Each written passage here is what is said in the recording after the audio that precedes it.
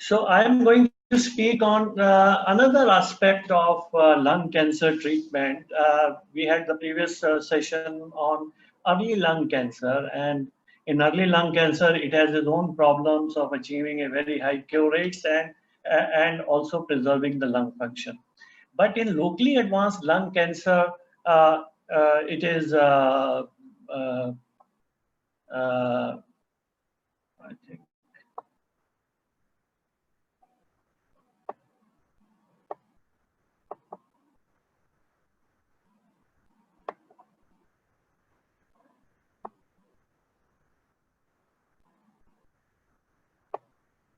So I don't know. I'm not visible on the screen.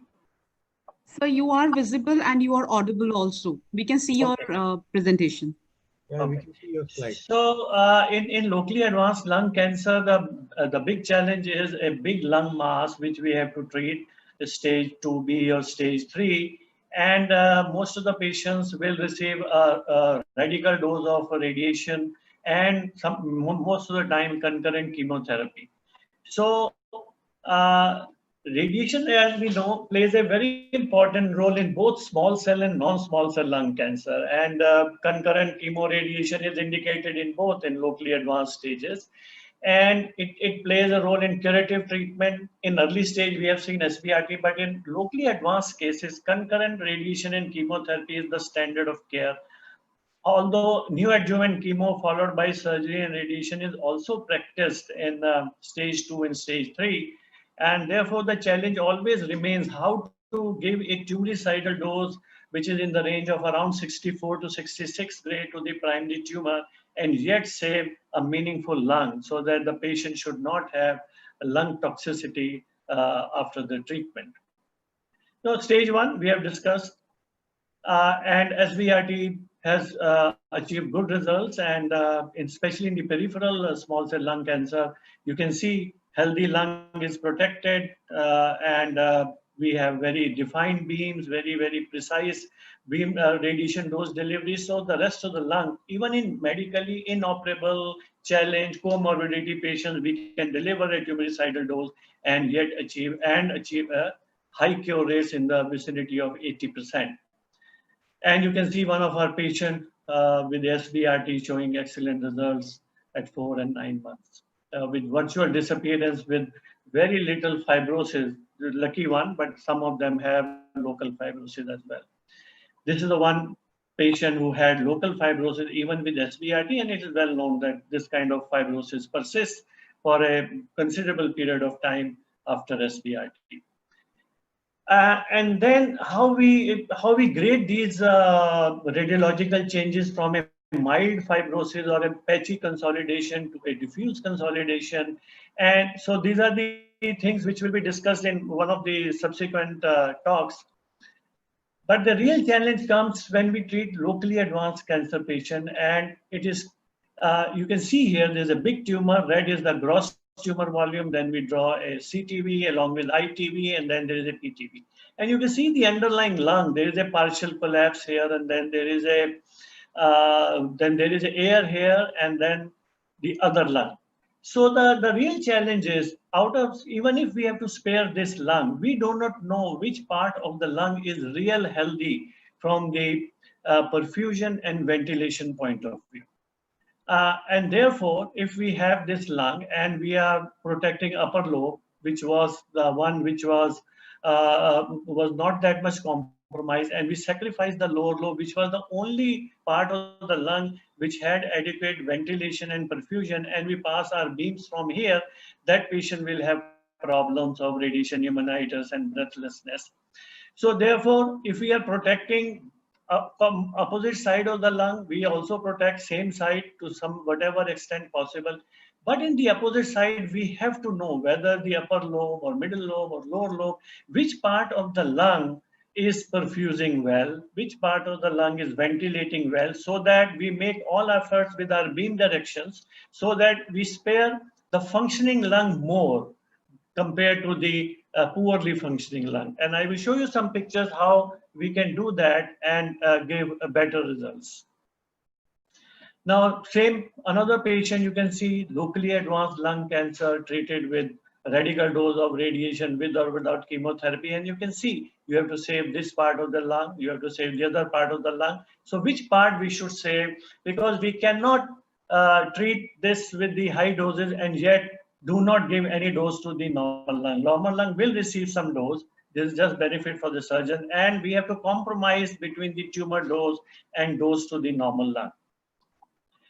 We all know that for locally advanced lung cancer, it is the concurrent chemo radiation which is the treatment of choice, and it is preferable over sequential. And you can see the multiple trials here. The concurrent chemo radiation giving overall survival benefit of, you can see here, compared to sequential, which gives inferior survival. And yet I see in our country still a lot of patients undergo neoadjuvant chemo followed by surgery or radiation, which according to me should be discouraged. And if you see now the NCCN guidelines for the last 2-3 years, concurrent chemo radiation followed by durvalumab is the level 1 evidence and the standard of care for locally advanced non-small cell lung cancer. And this is borne out by these multiple trials, which all show the concurrent chemo radiation is far better than sequential neoadjuvant chemotherapy followed by radiation. In some centers, they say there is a waiting time and therefore we do neoadjuvant chemo. I don't think that holds, the argument holds that good. Concurrent chemo RT should be practiced if we have to achieve the best results. But concurrent chemotherapy, chemoradiotherapy also has these complications, which we should be aware of, which I was talking about, grade 3 and 4, pneumonitis and esophagitis. So if we are able to know which part of the lung we spare, and we do our best effort to spare the normal lung, we will be able to give a good dose, a tumoricidal dose, along with chemotherapy, and yet keep the grade 3 and 4 pneumonitis and esophagitis to the minimum level.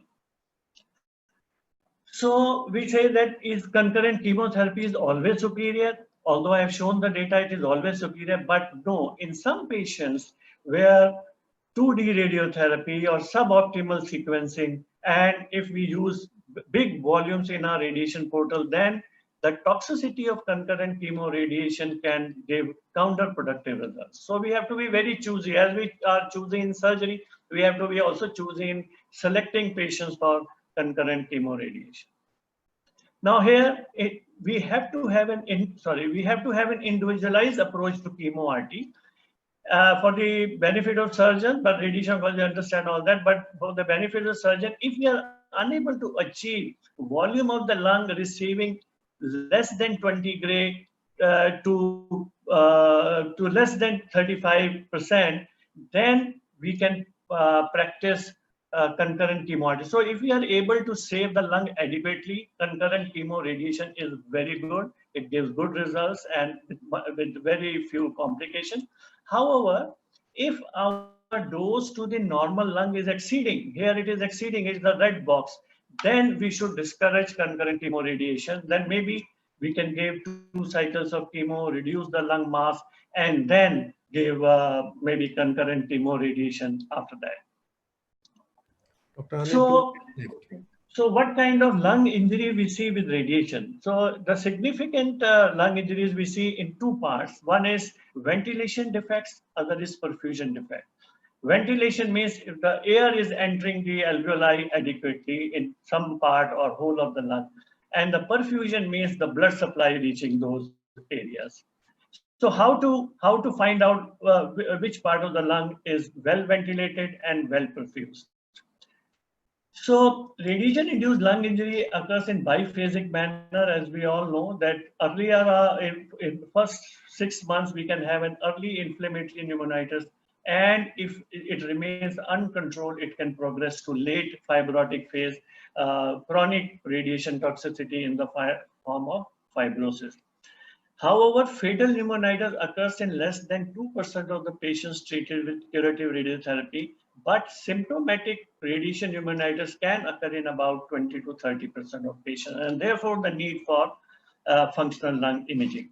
Now, this is the thing I was talking about, how to determine ventilation volume. And there are various techniques. Some people use 4D CT scan. Some people, we have used in our institution ventilation perfusion scan from SPECT in nuclear medicine. So this is the one publication which they have used the free breathing computed tomographic image volume. And this you can see is the gross tumor volume, and yellow means 90 percentile, means at this height 90 percentile, you can see only this much yellow part is ventilating well. However, if we increase the percentile, you can see suboptimally, you can see the green volume is ventilating more. And at lower values, 30% percentile, then a lot of lung is working well. So therefore, our aim should be this, that we should be able at this or at this point, this much lung on the left side and this much green area on the right lower lobe should be spared as much as possible, because this is the functioning lung. We can sacrifice maybe this lung along with the tumor dose, but save the left lung and the lower lobe of the right lung as much as possible. Can you conclude in 1 minute, Dr. Anand? Yeah, so it's the last 1 or 2 slides. So it is now, you can see the planning. This is the planning which is done without a ventilation scan. You can see the opposite lung is receiving high dose. However, if we use the ventilation scan and we cut down the dose to the left lung, now the dose is confined to the right side. And so this is one of our patients which we did in nuclear medicine. You can see this orange area means very well perfused lung, ventilated lung, and the pink is partially functioning lung. So inside lung is working well, and the peripheral part is functioning less well. So what then we can do is, this is a fully functional lung, and the pink is partially functioning lung, and on this side. In this side, you can see in these that this lung is working well, and the upper lobe here is also not working well, and therefore we can sacrifice this part and preserve this orange part of both sides of the lung. So this is what we did. We saved this left side of the lung, orange and pink you can see, and the doses were delivered through the right side, and we tried to spare the lower part as much as possible. And you can see here the dose delivered was, which we needed about 63 gray, which we could achieve. And you can see here the V5 with the fully functional, you can see 58, and the V20 also with fully functional 10 gray, and the mean lung dose 9.8 gray. So you can see here that if we know where the lung is to be protected, we can achieve those doses and achieve better results. So this is a very good publication has come, done a systemic meta-analysis on functional imaging in radiation oncology. And according to this, functional link imaging may have potential utility in radiation therapy planning and delivery, although significant heterogeneity was identified in approaches and reporting, but this is a science in progress and we should utilize wherever possible. So take-home messages: meticulous radiation planning is needed for patients with lung cancer to deliver this dose, especially in concurrent RT-CT protocols. Unexpected lung toxicity may occur despite adequate sparing. Therefore, even if we achieve good V20, V5, we sometimes see unexpected toxicity because we don't know whether we saved the normal functioning lung or abnormal functioning lung. So functional lung imaging would help in further reducing lung toxicity due to radiation in patients with lung cancer. Thank you very much.